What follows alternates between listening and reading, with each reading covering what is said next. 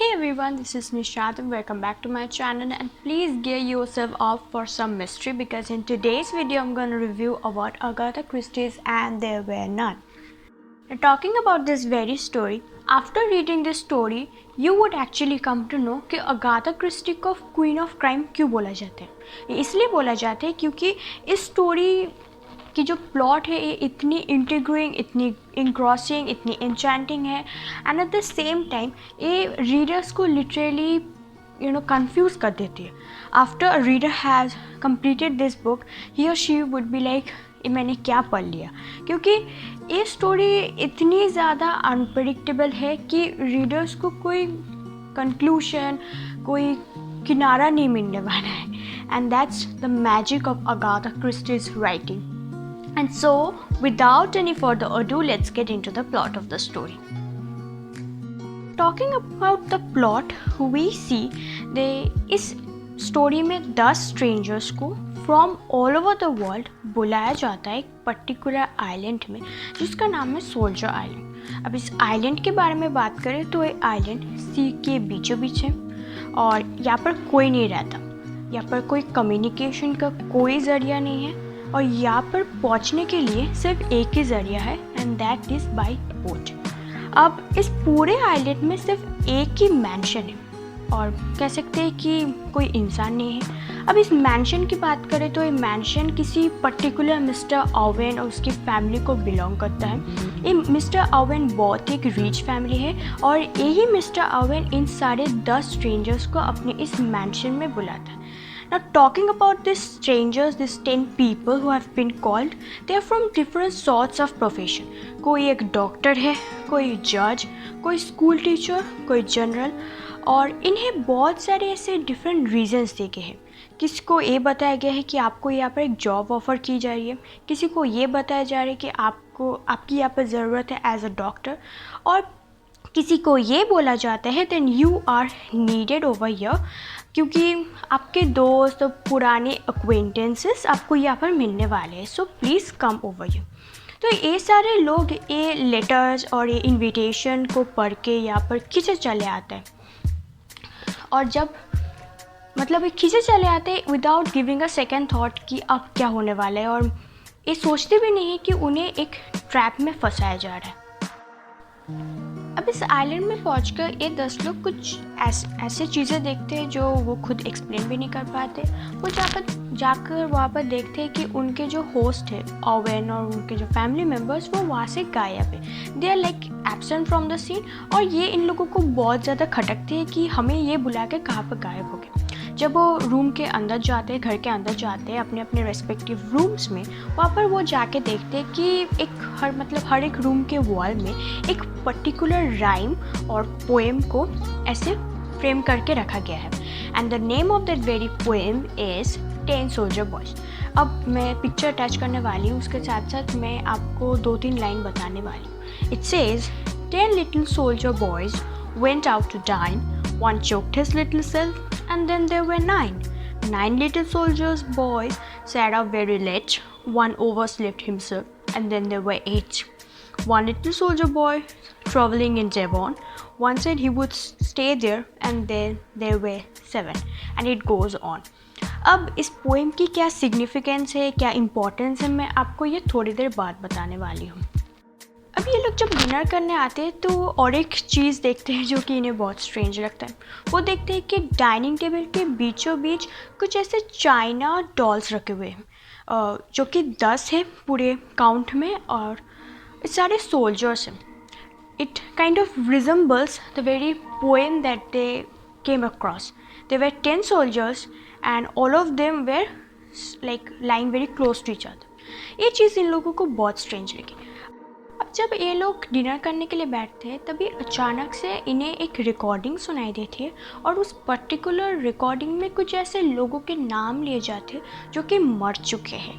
And all of this people और this 10 people are somewhere responsible for the death of those people whose names are being taken in that very record. और ऐसा भी हम कह सकते हैं कि ये सारे लोग कहीं ना कहीं उन सारे लोगों के खूनी हैं, मर्डरर्स हैं ना. जब ये लोग इसके बाद इस रिकॉर्डिंग को सुनते हैं वो डर जाते हैं. उन्हें ये समझ में नहीं आता कि ये तो हमारी पर्सनल बात होगी, ये किसी थर्ड पार्टी को कैसे पता चल गई, और यहाँ पर तो कोई भी हमें नहीं पहचानता, क्योंकि मैंने पहले ही कहा था all of this people a stranger to each other. तो ये बहुत डर जाते हैं क्योंकि इनके ऊपर जो एलिगेशंस लगे हैं वो कहीं ना कहीं सच है। अब ये लोग एक दूसरे के साथ मिलते हैं और जस्टिफाई करने की कोशिश करते हैं कि नहीं मैंने ऐसा नहीं किया, शायद गलती से हो गया एंड ऑल। तभी अचानक इन लोगों में से कोई एक मर जाता है, और ठीक वैसे ही मरता है जैसा उस पोएम में। अब इस पोएम की सिग्निफिकेंस आप शायद समझ रहे हो। इसकी सिग्निफिकेंस यही है कि इसमें जो लिखा है वही होने वाला है इन लोगों के साथ। जैसा इस पोएम में लिखा है ये लोग वैसे ही मरने वाले हैं और उसी तरह से मरने वाले हैं, और एट द एंड सब लोग मरने वाले हैं, एक एक करके हर किसी की मौत आने वाली। अब इसके आगे मैं कुछ नहीं बोलूँगी क्योंकि अगर मैं बोलती हूँ तो पूरी तरह से स्पॉइलर हो जाएगा। बट हाँ, एक चीज़ मैं बताने वाली हूँ कि जैसे एक एक जन मरते हैं, हम देखते हैं कि स्टोरी में जो चाइना डॉल के मेंशन मैंने किया था वो भी एक एक करके गायब हो रहे। So that's also very strange about this whole story.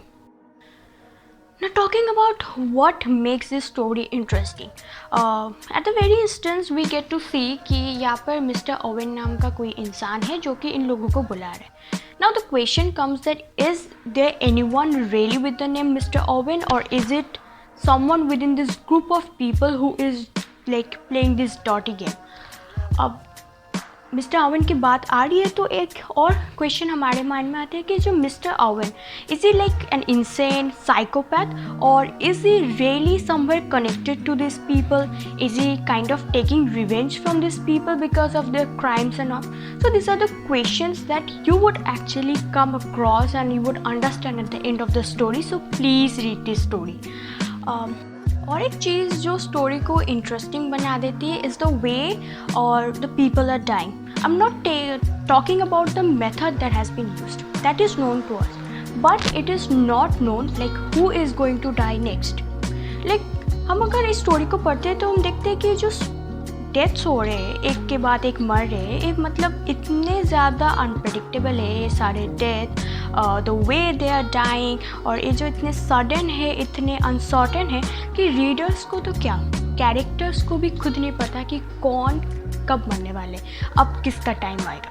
एक कहावत है ना कि मौत कहीं भी कभी भी आ सकती है, तो so prepare yourself for death. इस स्टोरी को पढ़ने के बाद you will be like yes, मौत कहीं भी कभी भी आ सकती है, क्योंकि all of these deaths are very uncertain, unpredictable and so quick, आपको समझ में नहीं आएगा कि कौन कब मर गया। That's the main part of the story, guys. और एक चीज़ जो मुझे इंटरेस्टिंग लगी is the way Agatha Christie describes everything in the like story. Her description is very picturesque. ऐसा मानो कि जो भी लिखा है वो छवि की तरह हमारे आंखों के सामने उभर के आता है। The way she portrays the fears and apprehensions of all of these characters after their guilt has been revealed or after their crime has been revealed, it's very brilliant, and that's what it is. Talking about language, you know, there's one plus point about Agatha Christie's novels, that they are very simple in their language. They are highly comprehensible and anyone out there can read them with ease, and you won't find any kind of hesitation while reading her novels. As far as I am concerned, I completely love this book. मुझे कोई loopholes नहीं मिले इस book में, और suspense इतना ज़्यादा था, इतना ज़्यादा अनप्रेडिक्टेबल हो जाता है स्टोरी की, क्या बोलूँ। मतलब एक डिटेक्टिव स्टोरी ऐसा होना चाहिए कि वहाँ पर डिटेक्टिव भी केस को सॉल्व कर रहा है, उसके साथ साथ रीडर्स भी केस को सॉल्व कर रहा है। इस स्टोरी में रीडर्स को इतना ज़्यादा उलझाया जाता है, कंफ्यूज किया जाता है कि उनके पास कोई चारा ही नहीं होता। वो समझ में नहीं पाते कि मैं कैसे सॉल्व करूँ, मतलब कौन हो सकता है कातिल and all, and that's the most interesting part of this story. And why is it so like interesting to me is because there are no subplots. The story is very direct. It gets into the main plot at the very instance, and it's highly suspenseful. That's what I love it. And I completed this book in 5 days, as I said. So that's all about the whole story. So I'll actually request all of my viewers, please have a look in this book, please read this story. I guarantee you won't find anything abhorrent in this book. Instead you would find it so so pleasant, and you would be like, why didn't I read this book beforehand? मैंने ये book पहले क्यों नहीं पढ़ी? And that's the magic of Agatha Christie, and particularly this book. And there were none. Okay, so that's all for today, guys. I hope you liked the video. If you did, please give a thumbs up, subscribe to my channel, and please let me know in the comment section what are your views regarding this book. And I'll meet you in the next video. Till then, stay safe. Bye bye.